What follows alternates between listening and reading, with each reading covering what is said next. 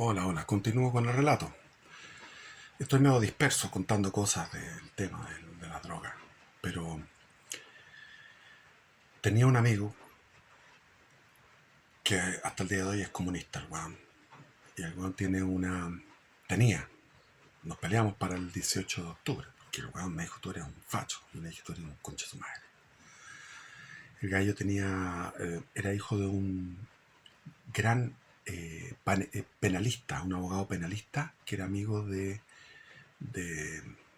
Miguel Serrano, y tenía una casa en Providencia, una casa de 3 pisos. Y el de 3 pisos, pero había un cuarto piso que era un ático, una mansarda. Y ahí en ese lugar él tenía su propio lugar de música. Entonces tenía long plays en una estantería. Estamos hablando de ¿cuántos long plays? Estamos hablando de que unos 200 por lo menos long plays, o sea, discos de vinilo de todos los rockeros del mundo, de toda esa época. John Anderson cantando, Genesis, etcétera, Jethro Tull, mil, o sea, lo que quieran. Entonces, tenía una Bluan y él, hijito de su papá, yo también, los dos hijitos de papá, escuchando ahí música. Después tenía un compañero que era de origen húngaro, también tenía mucha música. Entonces era ir a ver a los amigos cuando uno quería, llegaba a las casas, estas casas gigantes, tremendas, que ahora son casas de que la ocupan las empresas. Esas casas grandes de Providencia que eran de familia, con chimenea, con 5 cuartos, distintas habitaciones, con living 1, living 2, biblioteca, etcétera. Patio trasero con piscina, todo eso. Entonces, era realmente agradable, no se puede decir. Y había otra casa en el barrio alto que eran hijos de una periodista que leía las noticias en el canal, bueno, etcétera. No quiero dar más nombres porque puedo dejar mal a la señora. Pero la señora, nosotros sacábamos del jardín los cogollos, tenían ahí la plantación, y eso no en una parte, es en una, pero en varias partes pasaba eso, en varias casas. Y nos pegábamos la volada y llegaba la mamá con una bandeja con comida para nosotros, comíamos estupendo, atendidos como reyes. Y había los otros, los del colegio suizo que tenían casa en lo que ahora es el golf.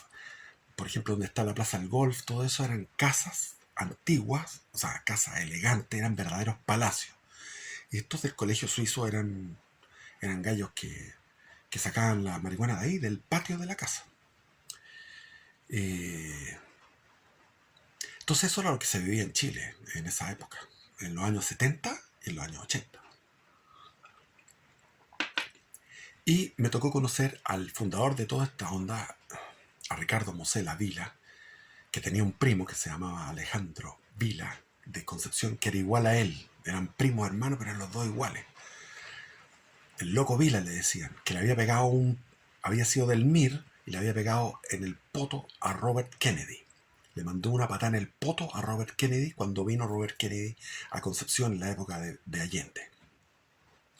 Y este gallo heredó, entonces tenía una herencia en Concepción. Entonces se instaló en la parte delantera de la casa un taller de automotriz que le pagaba un arriendo, y él vivía del arriendo, y tenía una hamaca, y se había casado, y su hija tuvo una hija, y la hija funcionaria del Ministerio de Relaciones Exteriores, muy matea, se graduó en la Alianza Francesa de Concepción, y ella, muy buena la cabra. Y él se quedaba en la hamaca volado, y la niña le preguntaba a la mamá, ¿qué hace mi papá? Y la mamá le decía, él está pensando. Sacó al final el título de periodista. Y el primo era Ricardo Mosela Vila, tremendo, que le llamaban el Charles Manson chileno, que no, era un insulto en realidad, porque lo que había hecho, había estado en Berkeley y había traído la moda y tenía el contacto para que llegaran los ácidos lisérgicos. Y según lo que él cuenta, en el año 68, 69, 70, de haberse tomado unos 200 ácidos lisérgicos. Y el ácido lisérgico no sale del cuerpo. Se va depositando en cristales arriba de los riñones, en las suprarrenales, en los riñones, ahí va quedando como depositado en cristales. Si tú tomas un ácido lisérgico, no te va a salir. Yo te probé una vez, pero este gallo probó 200 veces y esos ácidos lisérgicos quedan en este lugar de los riñones, en las suprarrenales, y como hay un exceso de ácido lisérgico, estos cristales vuelven al torrente sanguíneo y es volado de toda la vida, o sea, queda volado para siempre por haber tomado 200 ácidos lisérgicos. Ahora, estar con él era un agrado porque era un verdadero poeta, todo el rato hablaba poéticamente, pero él tenía una vida atroz porque se había peleado con la familia, eh, estando volado en una casa elegante en Zapallar, pescó un hacha, rompió los muebles de la casa y con eso alimentó el, la chimenea, y la chimenea se recalentó y las chispas llegaron al techo y se quemó la casa y andaba prófugo de la justicia, y ahí se metió con los chaquetas negras, que eran un grupo de asaltantes de banco, y se dedicó a asaltar bancos y decía que me contaba que las montañas de billetes, de fajos de billetes, eran montañas y las pateaban y pescaban y decían, vengan las mejores putas y los mejores tragos, y a eso se dedicaban, a gastar eso, mientras iban de nuevo al otro asalto de banco. Y finalmente los chaquetas negras quedaron presos y él estuvo ahí preso como 7 años en la penitenciaría. Y salió y no podía encontrar pega porque además el lugar estaba volado, aparte que era bueno para el alcohol. Encontró donde Roberto Polhammer, que un buen samaritano fue Roberto Polhammer, que era un escultor, que tenía una casa de palafito en La Reina, extraordinaria. Yo después, volviendo de Europa, me fui a vivir a la casa de Jorge Nostroza, el que escribió Adiós al séptimo de línea y los húsares trágicos. Una biblioteca parecida a la de mi padre, con muchas cosas de militar, gorras de militar, sables, fotos con los altos mandos, etcétera, etcétera. Y ahí yo arrendaba una pieza de empleada con baño aislado. Tenía mi pieza con el baño de empleada y ahí me hice amigo de la dueña, Violeta Wood, que era un encanto de mujer, que tenía un segundo esposo porque se había muerto, Jorge Nostroza, el Imbra, que eh, era húngaro, era judío y húngaro. Entonces me decía, mira, mijito, yo odio a dos. Odio a los nazis, porque los nazis mataron mi familia. Pero también odio a los comunistas, porque me quitaron toda la fortuna de mi familia y quedé sin nada y me tuve que venir a Chile. Tenía una fábrica de plástico. El gallo llegó sin nada y después tenía una fábrica. Esos gallos son judío hembra. Y caminaba contrahecho él porque había estado en la Segunda Guerra Mundial y había sido de la resistencia. Entonces él me contaba que le tiraban, por ejemplo, terrones de azúcar, abrían donde se echa benzina, la tapa, por donde se echa la benzina al camión, y le tiraban un terrón de azúcar para que estallaran.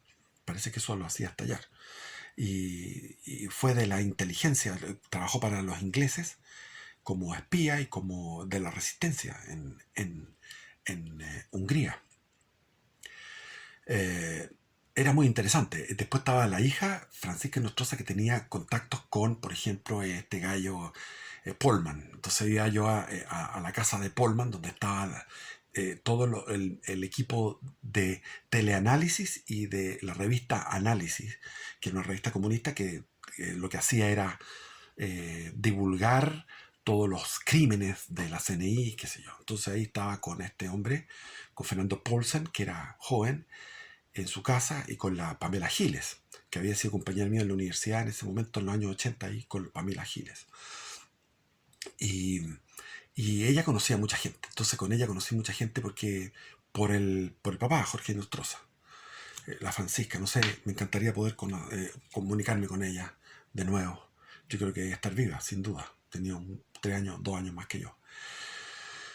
Y, y ahí, bueno, ahí conocí a este hombre, a Ricardo Mosela Vila, que estaba en la casa de Roberto Polhammer. En la casa de Roberto Polhammer estaba el Eric Polhammer, que fue poeta, que en paz descanse murió, que era lo más entretenido que hay, el Eric Polhammer.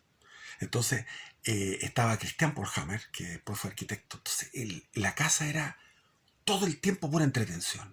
Era lo más entretenido que hay. Musicalmente, poéticamente, literariamente, conversacionalmente, mucha conversación entretenida.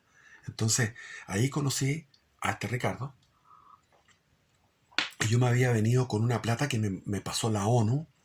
Había ido a las oficinas de la ONU, de la ACNUR, que es el departamento de la ONU que es para los refugiados políticos. Entonces, fui en Madrid a la ACNUR y me dieron, en aquellos tiempos eran casi $4.000, que era harta plata, porque llegué acá y había subido el dólar, justo. Entonces estaba subiendo el dólar y subía todo el tiempo, subía el dólar. El dólar había estado fijo a 39 pesos y cuando lo soltó el gobierno militar, soltó el dólar se disparó a ciento y tanto y después ya llegó a 300, 400, 500. Entonces yo tenía mi plata escondida en fajos, eran billetes de a $100 y los tenía detrás de la biblioteca de mi viejo porque mi mamá me dijo, tú no puedes vivir aquí, tú ya te farreaste toda la oportunidad, no te voy a tener en mi casa. O sea, chao. Pero ahí era seguro, dejé ahí los dólares y sacaba un billete de $100 al mes mientras estudiaba en la Universidad de Chile. Estaba en la Universidad de Chile en el activismo político también. Entonces sacaba un billete de $100. Cuando conocí a Ricardo, me dijo, voy a recibir una herencia. Y la herencia viene en 2 meses más. Te devuelvo la plata. Yo le dije, no, no importa, si queréis, bueno, echémosle. Y empecé a gastar un billete de $100 a la semana. Lo gastaba al mes, lo empecé a gastar a la semana. Y de repente estaba gastando un billete de $100 al día. Al día. Era un toxicómano, este tipo era un toxicómano tremendo. Se iba, nos íbamos me acuerdo, a la Piojera, que es un lugar donde sirven chicha, en la estación Mapocho, y en esa época la Piojera no era famosa, era realmente la Piojera. Llegaban las emanaciones del baño, unas emanaciones de una neblina dorada de los meados de los curados, pero todos los curados entretenidos, eran puros chilenos aventureros. Entonces ahí estaba lleno de chilenos aventureros que habían viajado por aquí, habían viajado por allá, por todos lados. Entonces, entretenido. Entonces ahí tomábamos, nos fumábamos en el parque forestal un cohete y íbamos. Entonces la mente parecía un acordeón, porque el alcohol por un lado y la marihuana por otro lado hacía esto. La marihuana es espiritual, hacia arriba, va hacia una visión más espiritual, comillas, comillas. Y el alcohol es carnal, entonces va hacia la tierra. Entonces, entre el cielo y la tierra iba hasta como un acordeón, tu mente, pero completamente alcoholizado y completamente eh, eh, marihuaneado al mismo tiempo. Y después él tenía sus contactos. Íbamos, me acuerdo, a la rotonda Quilín, mientras el viejo, por Hammer, se empezaba a emborrachar y se emborrachaba 4 días. Entonces nos pasaba plata y le poníamos un balde para que vomitara, iba vomitando. Después nos pasaba plata para que fuéramos a comprar más copete y en eso tomábamos un taxi y en vez de ir a comprar el copete, lo primero que hacíamos era ir a comprar a la rotonda Aquilina, una población, eh, marihuana. Y un día yo llegué, me acuerdo, bueno, y volvíamos con el copete y todo, y después de nuevo al día siguiente, de nuevo otra vez copete, y le decía, oye, Mosela, vamos, de nuevo, otra vez. Con el escultor le venían esa locura, era un alemán, era Paul Hammer Segers, entonces él era aristócrata y alemán y enérgico, era tremendo el tipo, y brillante, era brillante, entonces empezaba a curarse y se ponía católico. Cuando estaba un poquito curado, se ponía católico. Después se curaba más y se ponía comunista. Empezaba a hablar contra Pinochet y el comunismo y el comunismo. Y cuando ya estaba recontra curado, se volvía nazi. Y empezaba a hablar estos rotos de mierda, hay que exterminarlos a todos, son toda una porquería. Esta raza de mierda. Y tú, roto italiano, le decía a Mosela, mi amigo. Y, pasó íbamos también a la villa La Reina. Y ahí estaba el come gato, que era igual al come gato del Condorito. Los pelos igual al come gato del Condorito. ¿Cuánto lleva ya? Y íbamos ahí a comprar. Y resulta que nos metíamos a la población estaba dura en esa época, estaba dura. Y este weón era cinturón negro de karate, Ricardo, y además que había sido delincuente, manejaba armas. Entonces el weón llegaba y yo andaba con él en esas poblaciones y ni un problema, lo respetaban totalmente. Los dos, él también tenía ojos celestes, así, pinta gringota. Entonces los dos ahí paseamos por las poblaciones, cero problema, cero problema. E incluso los roteaba, le decía, ustedes son unos rotos de porquería, no sirven para nada, son una mierda de hueones, no sirven para nada ustedes, etcétera. Sí, los roteaba y no se atraía a nada, no había ni una venganza, nada, lo respetaban. Porque él venía de la cárcel de estar en la calle 2 de la penitenciaría, donde ellos eran, las chaquetas negras eran los amos de la cuestión. Y un día fui solo a comprar a la casa del Comegato, y no estaba el Comegato, y estaba la hija, de una casa de población, y estaba la hija de unos 12 años. Le dije, ¿y no está el Comegato? No. Mira, vengo a comprar 1.000 pesos. 1.000 pesos era una cantidad así, más o menos. O sea, era como un paquete del tamaño de lo que sería una marraqueta, o 2 marraquetas así, de cogollo. Bueno, que en esa época era buena. Como les digo, la marihuana actualmente es detestable, no sirve para nada, es horrible, o sea, no es recomendable. La buena marihuana se perdió por las adulteraciones genéticas que se hicieron. Esto es de otro mundo, es un mundo que ya no vuelve, no existe, no hay semilla para ese tipo de marihuana. Bueno, y la niña entró y me llenó, yo le pasé mi mochila de escolar, mi mochila, estas mochilas chicas, y me llenó la cuestión. Y dije, chucha, la weá la cagó. Y fui a mi pieza, esa pieza de empleada que tenía ahí en la casa de Jorge Nostroza, y empecé a trabajar todos los cogollos, empecé a juntar y junté en estos vidrios de mermelada de litro, junté capullos de cogollo, o sea, de la semilla, o sea, 100% la mejor calidad, y empecé a juntar, eran 3 frascos completos, o sea, 3 litros de estos frascos de mermelada grande, de vidrio, llenos de cogollo, del capullo del cogollo. Y esta cuestión se pasó. O sea, después pensé, la pobre niña la van a haber retado, porque me dio el equivalente a 10.000 pesos de la época. Yo había pedido 1.000 pesos. La niña se equivocó. Y yo, el maricón, me hice el hueón, me hice el leso, y me fui con toda esa cantidad. Y empecé a hacer cigarros, y tenía un montón de cigarros. Y dije yo, wow. Empecé a fumar. Y de repente dije, esta weá no puede ser. Esta cuestión no puede ser. Entonces agarré, agarré toda la marihuana, la tiré en el water, y como había agua, la marihuana no se sumerge, sino que queda flotando en el agua del fondo del water. Y tiré otro, y se hizo del fondo del water, donde está el agua, hasta arriba, unos 20 centímetros de espesor de la mejor marihuana que te puedas imaginar, que ya no existe. Y tomé la determinación y tiré la cadena. Y descansé. Descansé de eso. Fue una liberación. Después vino las elecciones de lo que era las elecciones universitarias de la FECH.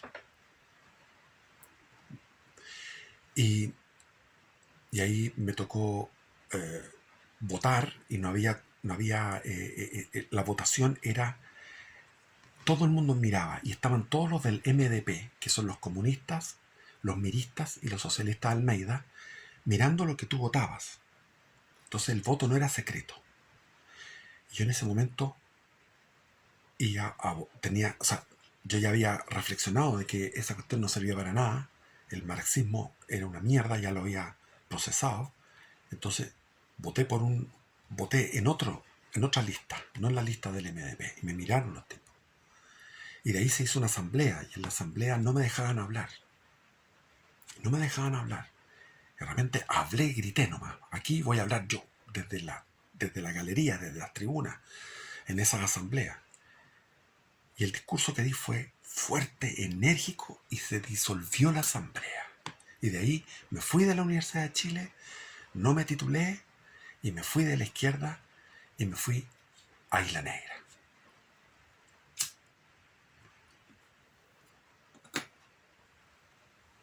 Y en Isla Negra me dediqué a vivir como un Robinson Crusoe. En la playa de Isla Negra armé una choza a partir del lampazo, que se llamaba lampazo, son las tapas.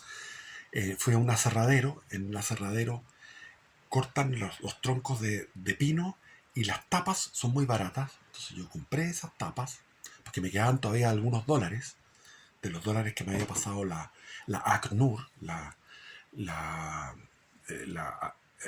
Departamento para Refugiados Políticos de la ONU. Y me compré un bote con un motor Archimedes de 2 tiempos, y un bote que se llamaba Marcela, y ese bote en la caleta de El Quisco, que era en esa época cuica, la caleta del Quisco era lo más que hay. Y en la Isla Negra, en la playa de Isla Negra, hice una choza con lampazo y con adobe, armé con lampazo, adobe, y en el centro había un árbol. Entonces el árbol al final lo tapé, el tronco, el centro era un árbol. Después había una roca, y encima de la roca puse tablones, y esos tablones eran mi cama. Los tablones eran mi cama. Después mandé a hacer con estos, ¿cómo se llaman estas cuestiones? Estos tarros unos tarros de 210 litros, me acuerdo, 210 litros de aceite para las embarcaciones. Esos tarros los partían por la mitad y podías tener una estufa, y puse un caño para afuera, lo tapé con adobe, con arcilla, y hice una ventana que era una ventana de madera. Entonces abría la ventana y miraba el mar, me bajaba de mi cama, que era una cama, que eran unos tablones encima de una roca, y pisaba la arena en mi cama. O sea, mi pieza, mi choza tenía el piso de arena. Y cuando llegaba la mayor tempestad, cuando el mar rugía y estaba borrascoso y tiraba la ola más grande, llegaba a 1 metro de mi puerta, la ola. Me dormía con el ruido de la ola. Hice un tragaluz, y por el tragaluz sin vidrio lo abría y miraba los días de 20 grados, de un sol perfecto, una temperatura de 20 grados con un cielo azul perfecto. Miraba las gaviotas y escuchaba el sonido de los pinos y el sonido del mar, y me duchaba en una de las casas de los veraneantes, donde había una manguera para regar el patio. Los veraneantes no iban nunca, los santiaguinos, que eran todos de izquierda, la familia Bulnes, la familia Araya, la familia de los, ¿cómo se llama esto? Muñoz, que eran todas casas de gente de izquierda, con mucha plata. Y yo en las noches me daba la ducha de helada, mirando las estrellas. Y no necesité más droga. Estaba yo en la naturaleza, y la naturaleza me llevaba a un éxtasis en sí mismo. La percepción del mar, la percepción de la pureza de las olas, del reventar de las olas, la percepción de los bosques, el disfrutar todo eso, gozarlo. Y andaba en bicicleta, con la misma bicicleta, me recorría todos los, el Quisco, el Tao, Algarrobo, Isla Negra, donde vivía, y lo recorría en bicicleta y me hacía de amigos. Eran gente en los otros lugares, como por ejemplo en el Tao, era gente de clase media que habían perdido todo por la crisis del 82, por la subida de la UF. La UF subió muchísimo y quedaron endeudados en UF.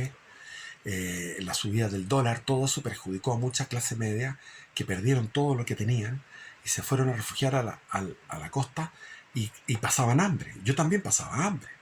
O sea, se pasaba hambre de verdad. Entonces se valoraba el pan, se valoraba lo poco que teníamos y ahí me encontré con los hippies rascas que le llamaban, los hippies rascas, hippies pobres. Estaban en la misma onda de lo que habíamos sido nosotros como cuicos en la década del 60 y comienzos del 70. Ahora, en la década, a finales de los 80, mediados de los 80 estaban ellos en la misma onda, hippie, pobre, de ellos, de clase proletaria, estaban con los mismos temas que yo había disfrutado 15 años antes. O sea, la ola hipienta había llegado a ellos, había llegado a los pobres, digamos, y me daba risa a mí porque decía, bueno, esto es volver al pasado, pero con muchísimas aprietos económicos. Entonces ellos compraban, por ejemplo, motosierra, gente que vendía su auto compraba una motosierra para trabajar en el bosque, porque en esa época había bosque y se trabajaba el bosque, a orillas del estero Córdoba, que era precioso eso. Y, y como andaba en bicicleta, de repente llegó un tipo que me veía eso y me paró y me dijo, oye, quiero conocerte porque veo que tú eres un gallo especial. Sí, le dije, bueno, aquí estoy, viviendo la vida. Tengo un bote, me dedico a pescar, y de pescador artesanal, y vivo acá en la playa. Y me fue a ver mi construcción en la playa, alucinó, dijo, oye, tú vives pero como un Robinson Crusoe, vives como un Adán, solo además, sí, solo, sin mujer, porque si tuviera mujer estoy frito, no puedo tener...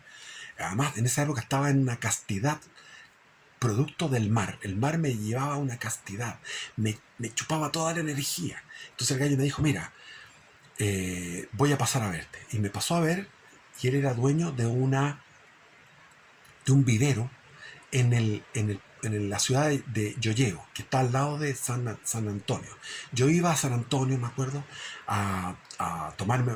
comerme un completo y tomarme un chop. El completo y el chop en San Antonio, iba al dentista en San Antonio, y siempre San Antonio era todo. San Antonio era nuestro puerto. Y él era de Yoyeo. Y llegó un día con un peyote. Yo le dije, ¿qué es esto? Un peyote. Tienes que ceremonialmente viene en la noche más larga, que era del 21 al 22 de junio. Tienes que cortarle, bueno, me dio todas las indicaciones de cómo prepararlo. Y preparé el peyote. Y al final era una olla grande, con el peyote, que podría haber hecho varias veces, pero lo hice de una. Y al final le eché locos, le eché sapos, potos, le eché, le eché eh, todo lo que encontraba a orillas del mar, o sea, güiros, todo lo que encontré. Se hizo una sopa enjundiosa de, de mariscos, de pescado, el peje sapo, perdón, sapo no, el peje sapo, los potos que se llamaban, los piures, los machas, locos, todo eso le eché ahí, porque eso era abundante. Uno iba y encontraba eso en las rocas, en la marea baja, encontraba de eso. Y total que me pegué la volada de peyote, que fueron 3 días donde estuve en la gloria. O sea, fue una cosa increíble, porque me puse a orillas del mar a mirar el mar. Ya sin peyote miraba eso extasiado. Y con el peyote, más. Entonces me hice amigo de todos los perros. Llegaba a los locales donde estaban esos viejos pesados que atendían en los locales, en el almacén, o en la cantina, o el que vendía el periódico, o el que le compraba todos los días mi derby de 10 pesos. El derby, 10 pesos todos los días, un derby. Y me hice amigo de toda la gente del pueblo, porque andaba como un verdadero Francisco de Asís, amando todas las criaturas, amaba todas las plantas, en la naturaleza, los perros, los gatos, la gente. Era puro amor, así el corazón ensanchado. En la noche sin dormir, mirando las rompientes fosforescentes del mar, las rompientes con la espuma como una leche fosforescente, maravillosa. Y ahí estuve 3 días así.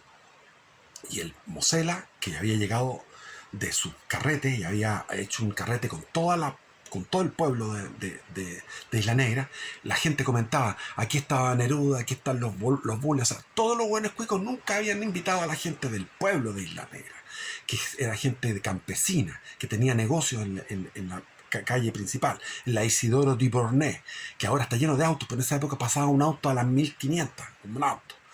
Y estos gallos eran gente pobre y este Mosela recibió la herencia y la herencia la gastó en una fiesta de 3 días y 3 noches con la gente del pueblo en un alcoholismo total. Y alcoholizado fue a tomar el peyote y se entusiasmó con el peyote y terminó en el hospital. Lo tuve que ir a ver al hospital, el tipo casi se muere porque la mezcla del alcohol con el peyote es fatal. Entonces lo fui a ver al hospital al pobre, le llevé ahí una revista, un chocolate y le había pasado un gamulán que tenía yo de cuero y se había caído por una quebrada con el gamulán, se rompió todo.